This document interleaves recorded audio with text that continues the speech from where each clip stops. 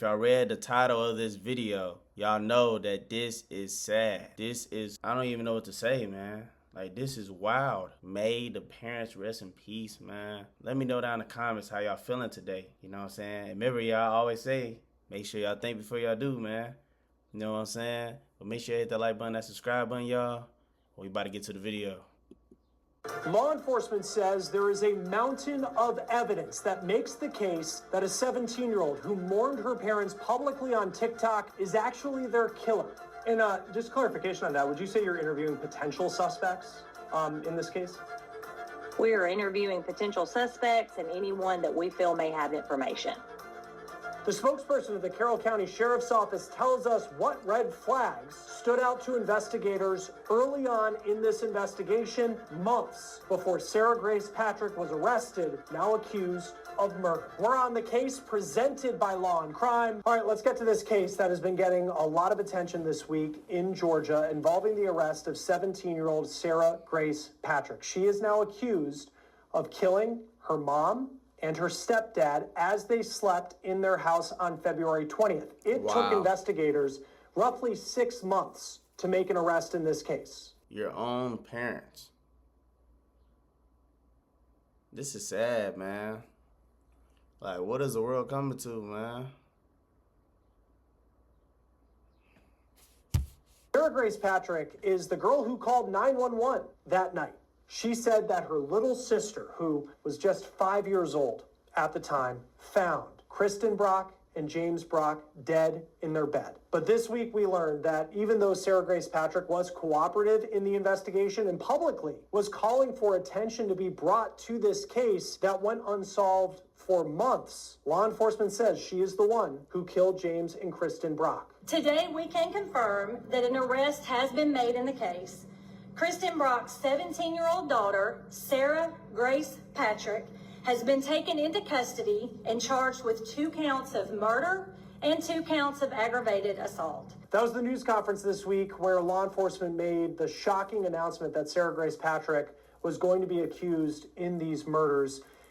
And what makes it so shocking is the social media that has since gone viral as people are now looking through what Sarah Grace Patrick apparently said on apps like TikTok. I'll talk about that in just a moment.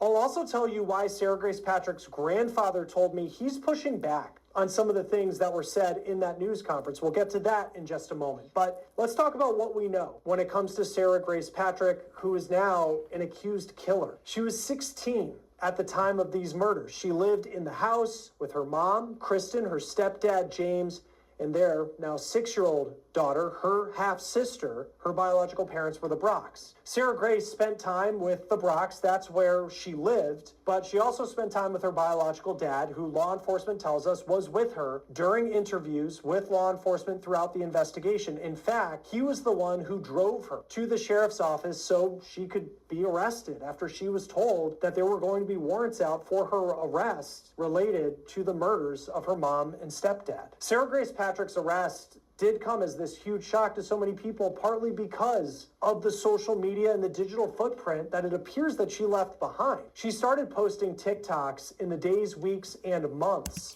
Like, you never know what's going behind the scenes. You know what I'm saying? That's why I say, man, that social media stuff, man, most of the time that stuff be lies, man.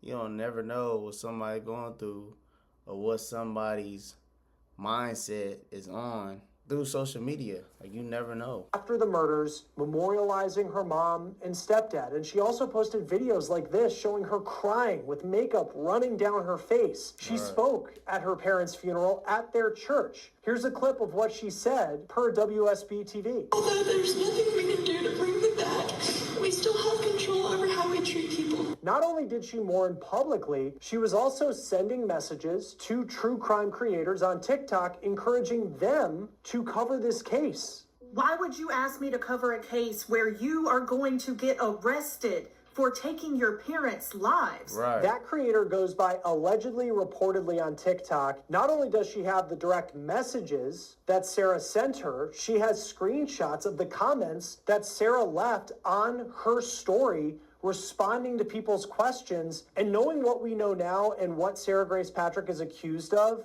It's chilling to see. Watch. This person commented and said, from an investigative standpoint, it would seem that it was someone who knew them, hoping for answers and swift justice.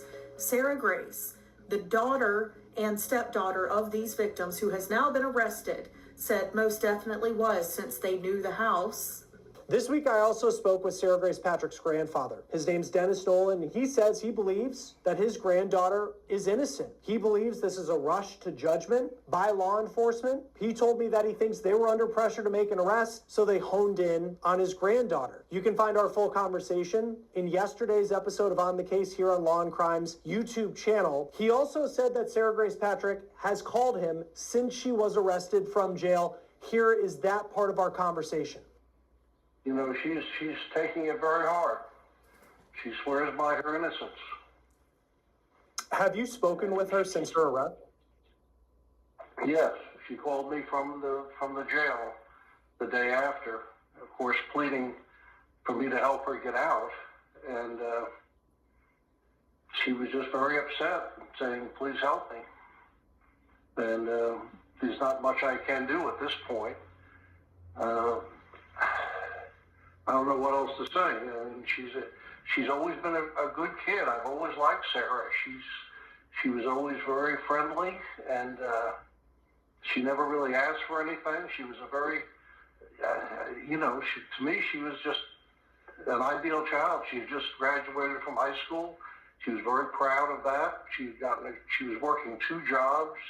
She was doing very well, and I don't understand what could have ever, if she did do this, what triggered it. Right. Law enforcement's been tight-lipped when it comes to specifics about the evidence they have that makes them so confident that Sarah Grace Patrick murdered her mom and her stepdad. But they have said they have a lot of evidence. In fact, the word that was used was, quote, mountain of evidence. We talked to Ashley Halsey, who's the communications director for the Carroll County Sheriff, about that and the other red flags that stood out to investigators during the investigation. Here's our conversation. Joining us now is the Director of Communications for the Carroll County Sheriff's Office, Ashley Halsey. Thank you for taking the time to be with us. I know it's been a busy week.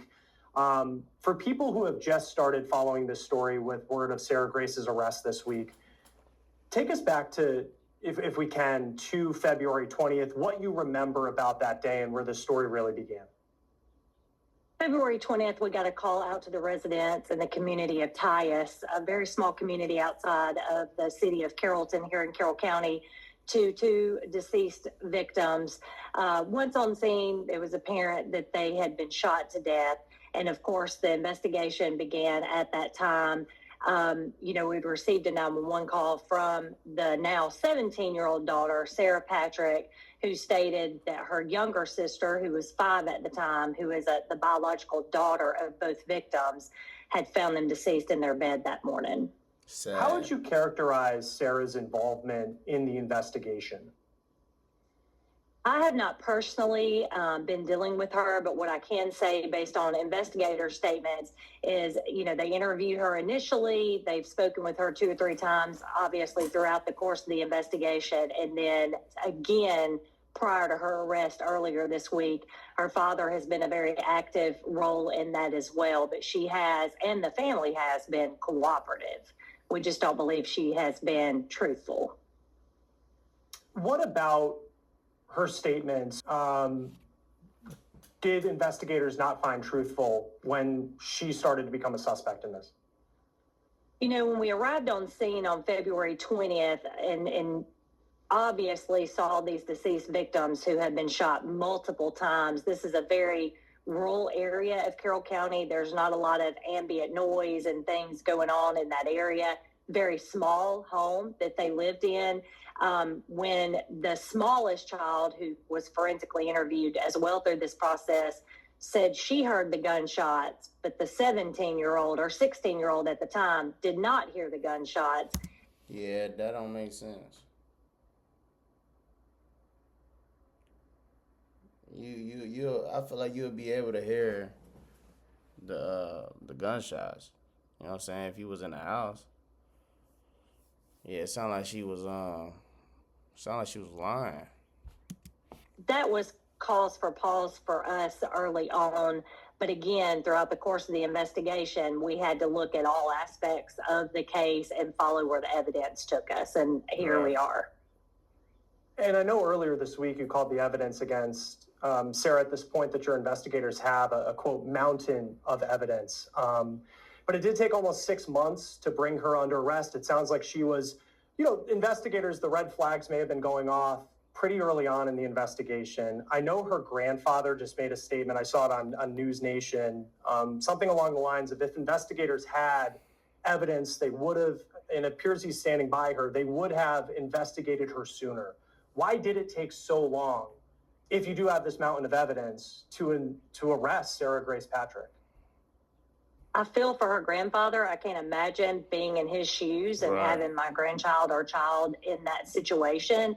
However, as I'm sure you know, just covering crime stories throughout your career, things don't happen overnight. And when I say mountains of evidence, in the world we live in today, not only do we have forensic evidence, geographical evidence, and digital evidence, those things take time to send the search warrants off, get those returns, have the people sort through those, have the investigators look at what could be pertinent information.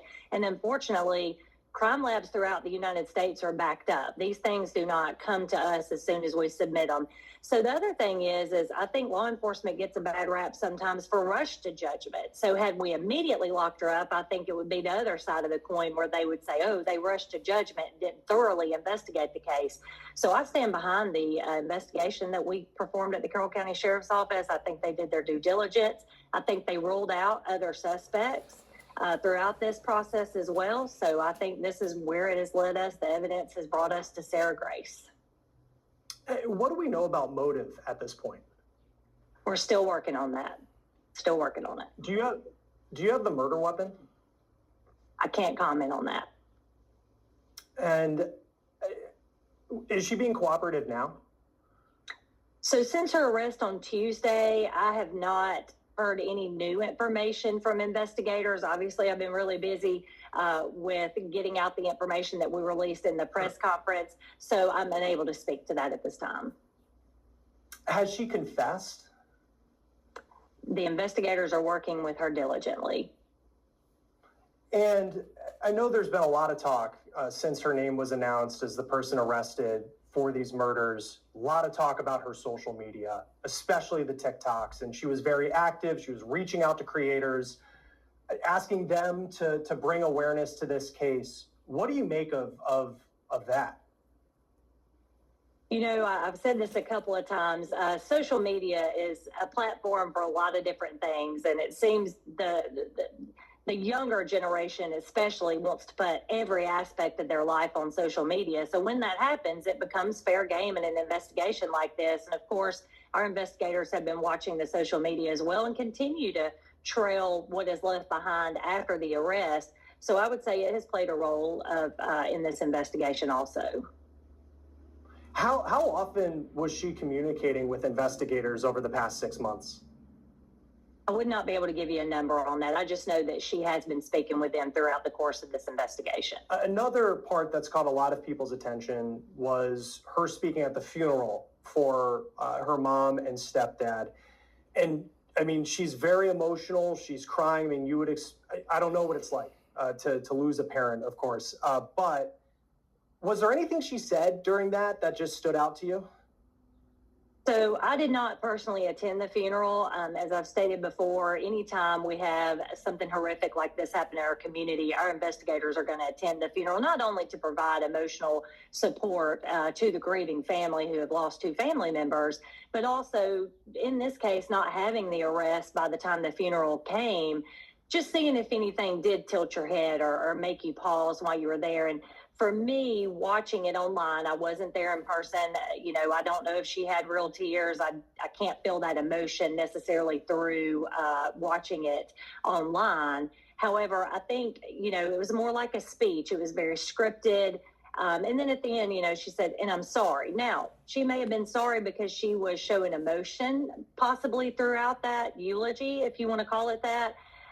But she also could have said it meaning something deeper. We just may never know exactly what she meant by that, but it did raise my eyebrows. What do we know about any documented mental health history that she's had? I cannot speak to that at this time. I know another part of your news conference that has a lot of talk is the idea that there could be more arrests. What did you mean by that? So basically, throughout this course of the investigation and working with Sarah, investigators have been speaking with her throughout. It's very possible that others are involved, whether they had knowledge or whether they assisted. We're still investigating that aspect. We're still conducting interviews this week.